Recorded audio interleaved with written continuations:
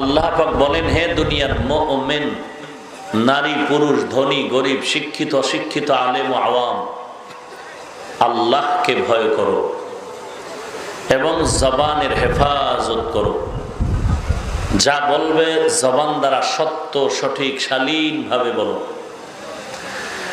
বিনিময় কি হবে? আল্লাহ বলেন, বিনিময় তোমাদের ত্রুটি যুক্ত আমল আল্লাহ ত্রুটি মুক্ত করে দিবেন।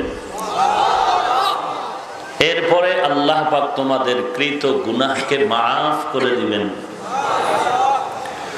এরপরে আল্লাহ বলেন, ওয়ামাই ইউতিইল্লাহা ওয়া রাসূলাহু ফাকাদ ফাযা ফাওজান আযীমা।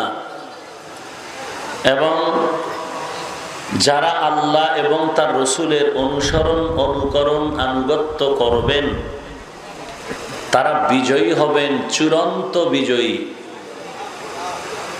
রাসূলুল্লাহ সাল্লাল্লাহু আলাইহি ওয়া আলিহি ওয়াসাল্লাম ইরশাদ করেন, লা তাআতা লি মাখলুকিন ফি মাসিয়াতিল খালিক।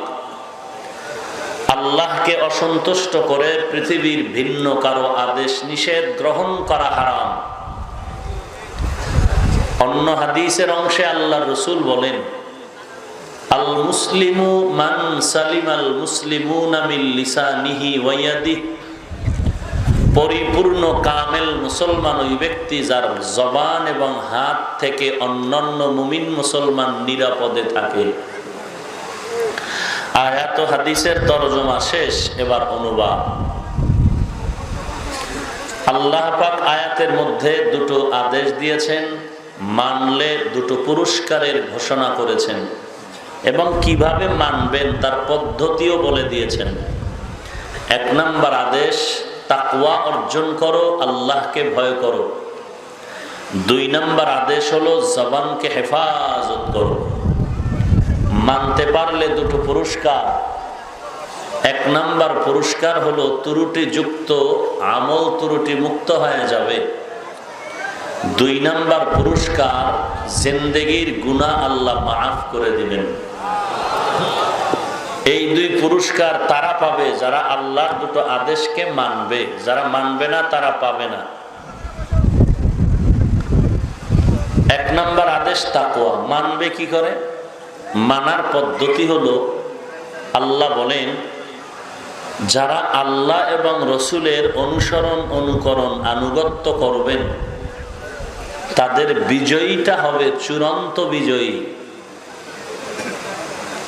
অর্থাৎ তাকওয়া অর্জন করা আর জবানের হেফাজত করা দোনোটা হতে হবে আল্লাহর রাজি খুশি অনুযায়ী, রসুলের তরিকায়, আল্লাহ পাকের সন্তুষ্টি অনুযায়ী, রসুলের তরিকায় কাজের মাধ্যমে বাস্তবায়ন করতে হবে।